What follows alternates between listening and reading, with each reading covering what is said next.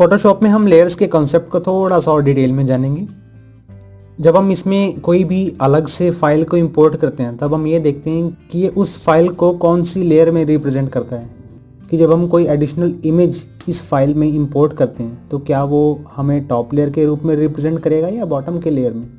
चलिए देखते हैं। तो यहाँ पर मैं फाइल को इंपोर्ट करने के लिए फाइल टैब से ओपन सेक्शन को यूज़ करूँगा एंड देन flower4 नाम से इस इमेज को मैं इंपोर्ट करूँगा विद flower5 एंड देन मैं इन दो फाइल्स को सिलेक्ट कर लेता हूँ, ओपन करता हूँ और इसे इंपोर्ट करने के बाद आप देख पाएंगे कि ये कुछ इस तरह से दिखेगा। हम सिंपली इसे अनटाइटल वर्ल्ड में ड्रैग करता हूँ मैं एंड इस इमेज को मैं यहाँ देख पाऊँगा। तो ये था हमारा पहला तरीका जो कि आपने पिछली वीडियो में देखा कि हम किस तरह से उसे इंपोर्ट कर सकते हैं। मैं इसे ट्रांसफॉर्म भी कर देता हूँ अब, क्योंकि मुझे flower4 और 5 के टैब नहीं चाहिए इसलिए मैं इसे क्रॉस कर देता हूँ। इसके बाद चलते हैं इसकी ट्रांसफॉर्मेशनल सेटिंग्स की तरफ। ट्रांसफॉर्मेशन सेटिंग्स के लिए मैं इसे इस चेक पर क्लिक करता हूँ, शो ट्रांसफॉर्मेशन कंट्रोल्स, व्यू में फिट ऑन स्क्रीन। कुछ इस तरह से मैं इनके कंट्रोल्स को देख पाऊँगा। ये था हमारे पास ट्रांसफॉर्मेशन करने का तरीका। मैं इसे सिंपली यहाँ ड्रैग करता हूँ। इसके बाद लेयर 4 की बारी, लेयर 4 को भी इस तरह से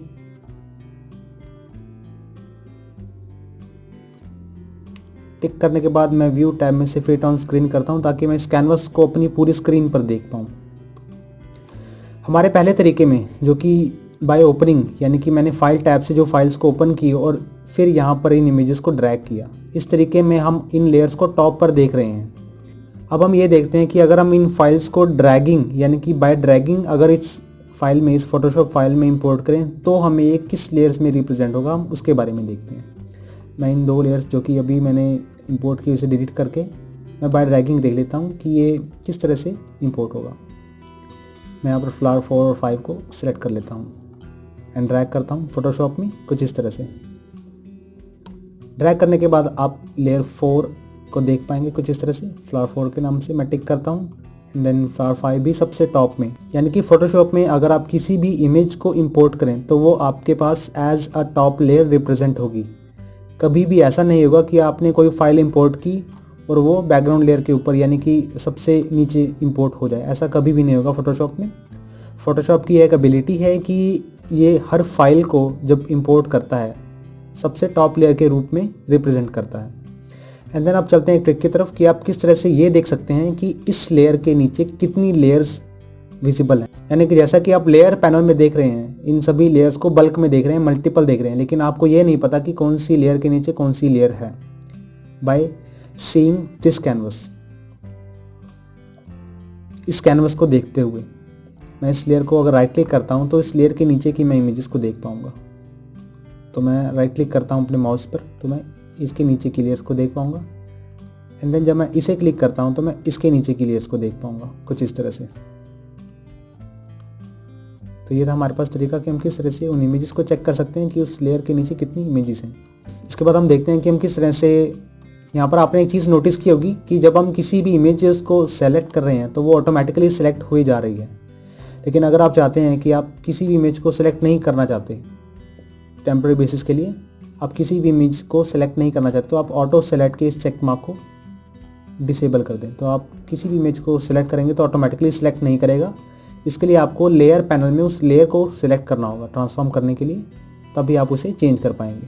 अब जैसे कि मैं चाहता हूं कि मेरी ये जो रोज़ वाली इमेज है मैं इसे ड्रैग करना चाहता हूं सिंपली, तो अगर मैं इसे क्लिक करता हूं, क्योंकि अभी मेरी ये इमेज सिलेक्टेड है तो मैं इस अगर क्लिक करूँगा तो मैं इस इमेज को मूव नहीं कर पाऊँगा क्योंकि मेरे पास यहाँ पर ऑटो सेलेक्ट डिसेबल है और मैं ऑटोमेटिकली उस इमेज को सेलेक्ट नहीं कर पा रहा। मैं इसे विजिबल रखता हूँ। लेकिन अगर आप टेम्पररी बेसिक पर ऑटो सेलेक्ट को ऑन करना चाहते हैं, यानी कि मैं इस इमेज को मूव करना चाहता हूँ लेकिन हो नहीं रही है, टेम्पररी बेसिस पर मैं कंट्रोल का बटन प्रेस करूंगा और आप यहाँ पर देख रहे हैं कि ऑटो सेलेक्ट यहाँ पर कंट्रोल बटन दबाते ही विजिबल हो रहा है कुछ इस तरह से। तो मैं इस इमेज को कुछ इस तरह से ड्रैग कर पाऊंगा। यहाँ पर अब हम इमेजेस की अलाइनमेंट पर कुछ काम करते हैं। मैं इस इमेज को टॉप पर रखता हूँ और ऑटो सेलेक्ट को ऑन करता हूँ। इसे थोड़ा छोटा कर देता हूँ इमेज को एंड देन इस इमेज की बारी, इस इमेज को मैं यहाँ रखूँगा। इस इमेज को मैं थोड़ा छोटा कर देता हूँ कॉर्नर्स में। देन नेक्स्ट इमेज को भी, इसके बाद हमारे पास जो सनफ्लावर वाली इमेज है वो थोड़ा सा और छोटा कर देता हूँ इसमें।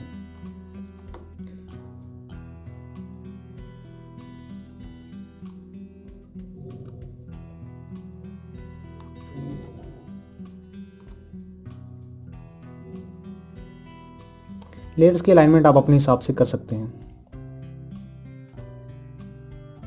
आप अपनी लेयर्स को फ्रीली चूज कर सकते हैं।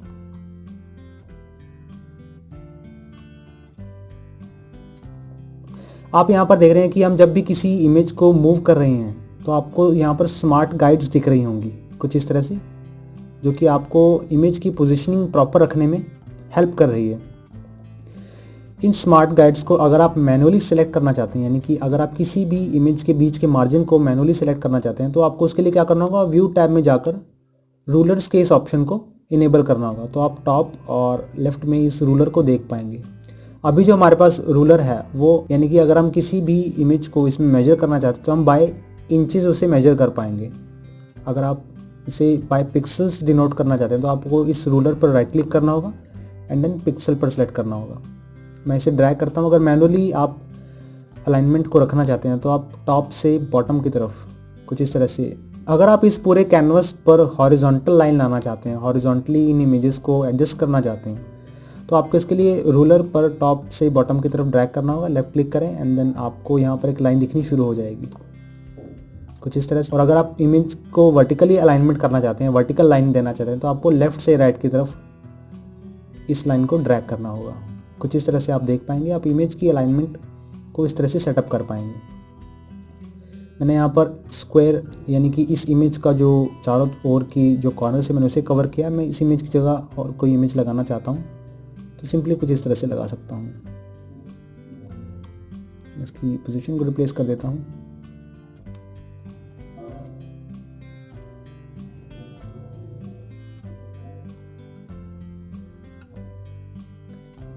अगर आप चाहते हैं कि आपकी ये जो इमेज है सिर्फ इस स्क्वायर में विजिबल हो, तो उसके लिए आपको सिलेक्शन टूल में जाकर, यहाँ पर मैं सिलेक्शन टूल सेलेक्ट कर लेता हूँ, एक स्क्वायर सेलेक्ट कर लेता हूँ जो कि हमारे पास यहाँ पर सिलेक्टेड है। स्क्वायर सेलेक्ट करने के बाद अगर मैं इस इमेज पर राइट क्लिक करके सेलेक्ट इन्वर्स करता हूँ, तो इन्वर्स करने से मेरे पास जो आसपास का एरिया, यानी कि इसका ऑपोजिट एरिया, वो सिलेक्ट हो जाएगा। तो इस लेयर के इस एरिया को डिलीट करने के लिए मैं सनफ्लावर की लेयर को सिलेक्ट करूँगा जो कि ऑलरेडी है, एंड देन अपने कीबोर्ड पर डिलीट बटन प्रेस करूँगा। तो ये मेरी जो इमेज होगी वो कुछ इस तरह से एडजस्ट हो जाएगी। लेयर के अगले ये जो डिटेलिंग वाला पार्ट है ना, इसमें डिलीट करने वाला, डिटेल में जानते हैं ये वाला। उसके बाद आप देख रहे हैं कि इस लेयर के ऊपर ये लेयर हमारे पास विजिबल हो रही है। मैं नहीं चाहता कि मेरे पास ये लेयर विजिबल हो, मैं टॉप पर, यानी कि सबसे ऊपर इस सनफ्लावर की इमेज को देखना चाहता हूँ। तो इसके लिए मुझे लेयर 2 को टॉप की तरफ ड्रैग करना होगा। तो मैं यहाँ पर टॉप पर सनफ्लावर की इस इमेज को देख पाऊँगा कुछ इस तरह से। हमारे पास जो सिलेक्शन लेयर है, मैं इसे अगर डिसेबल करना चाहता हूँ तो मैं इसे राइट क्लिक करता हूँ एंड डी सिलेक्ट पर प्रेस करता हूँ। अदरवाइज़ आप कीबोर्ड पर Ctrl+D के की कॉम्बिनेशन से भी इसे डी सिलेक्ट कर सकते हैं। ये तो था हमारा ऑप्शन कि हम मैनुअली किस तरह से ग्रिड बना सकते हैं। लेकिन अगर आप फोटोशॉप द्वारा प्रोवाइडेड ऑप्शन से लेआउट बनाना चाहते हैं, यानी कि आपके पास लेआउट ऑलरेडी बनाया मिलेगा या आपको बाय नंबर्स लेआउट बनाने का, तो उसके लिए आपको क्या करना होगा, व्यू टैब में जाकर आपको यहाँ पर न्यू गाइड लेआउट के उस ऑप्शन पर क्लिक करना होगा। इसे क्लिक करने के बाद आप यहाँ पर इसका प्रीव्यू देख पाएंगे कि आपका जो प्रीव्यू है, गाइड्स का प्रीव्यू, किस तरह से दिखेगा। इसकी कॉलम्स को 3 कर देता हूँ और इसका गटर यानी कि इन 3 कॉलम्स के बीच के स्पेस को बोला जाता है, ऐसे 4 कर देता हूँ। अभी हमारे पास वो लाइंस भी दिख रही हैं जो हमने मैनुअली डाली हुई थी। ये वाली ये लाइन आप देख रहे हैं, मैं अभी इसे कैंसिल करता हूँ दिखाने के लिए आपको। अभी हमारे पास ये लाइंस भी दिख रही हैं जो आपने मैनुअली डाली हुई थी, लेकिन जो फोटोशॉप द्वारा प्रोवाइडेड है वो उसका प्रीव्यू भी इसके साथ साथ दिख रहा है हमें।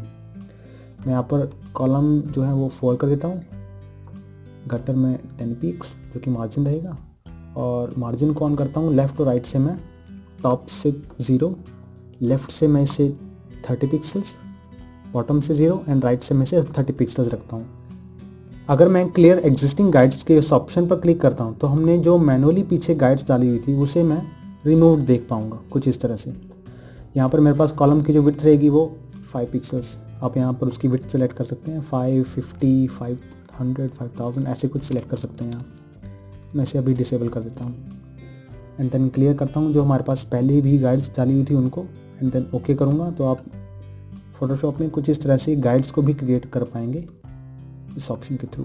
तो ये था हमारी आज की वीडियो में कि हम किस तरह से फ़ोटोशॉप की अलाइनमेंट, उसका मैनेजमेंट और उसकी रिप्रेजेंटिंग के बारे में जान सकते हैं, और आगे की वीडियोस में हम लेयर्स के बारे में जानेंगे।